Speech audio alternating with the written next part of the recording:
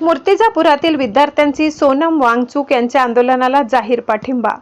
दिल्लीतील जंतर मंतर येथे सुरू असलेल्या हक्क आणि इन्साफ या आंदोलनाला मूर्तिजापूर शहरातील विद्यार्थ्यांनी उत्स्फूर्त पाठिंबा दर्शविला।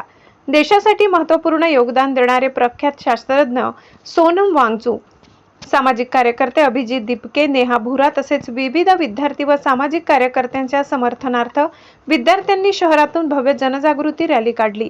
या रॅलीमध्ये मोठ्या संख्येने विद्यार्थी सहभागी झाले होते। हातात फलक, घोषणाबाजी आणि शांततापूर्ण मार्गाने विद्यार्थ्यांनी लोकशाही मार्गाने आपला पाठिंबा व्यक्त केला। देशातील सामाजिक प्रश्न, न्याय, पर्यावरण संवर्धन आणि नागरिकांच्या हक्काबाबत जनजागृती व्हावी हा या आंदोलनामागील उद्देश असल्याचे विद्यार्थ्यांनी सांगितले। रॅली दरम्यान विद्यार्थ्यांनी सोनम वांगचुक यांच्या कार्याचे कौतुक करत त्यांच्या आंदोलनाला नैतिक पाठिंबा जाहीर केला। या उपक्रमामुळे मूर्तिजापूर शहरात सामाजिक प्रश्नांबाबत जागरूकता निर्माण झाल्याचे चित्र पाहायला मिळाले।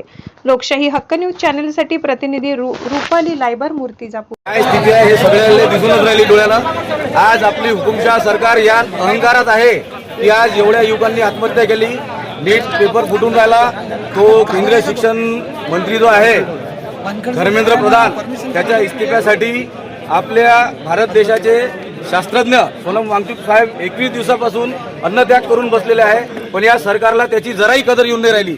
सगळे युवक आज रस्त्यावर उतरलेले आहे आणि आज हे आमच्या मूर्तिजापूरचे सगळे युवक बाबासाहेब आंबेडकरांच्या पुतळ्यापासून SDO ऑफिसपर्यंत निवेदन देण्यासाठी आले की सोनम वांगचुक साहेबांना आमचा पाठिंबा आहे आणि धर्मेंद्र प्रधानचा इस्तिफा आम्ही घेतल्याशिवाय राहणार। त्यासोबतच SDO साहेबांनी थोडी दाट दपट करून आमचं निवेदन स्वीकारलं, त्याबद्दल आम्ही त्यांचे आभार मानतो।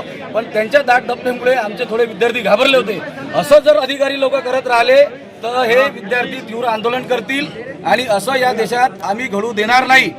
हा अहंकार आणि ही हुकुमशाही चालणार नाही। धर्मेंद्र प्रधान इस्तीफा दो।